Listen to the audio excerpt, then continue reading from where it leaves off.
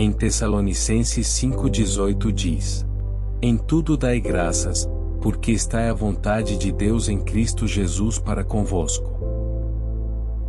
É fácil agradecer quando tudo vai bem, né? Mas e nos dias difíceis, nos desafios? A Bíblia nos chama a dar graças em tudo. Não porque tudo é bom, mas porque Deus é bom em todas as coisas. A gratidão transforma nossa perspectiva, abre nossos olhos para as pequenas bênçãos e nos conecta com a vontade de Deus.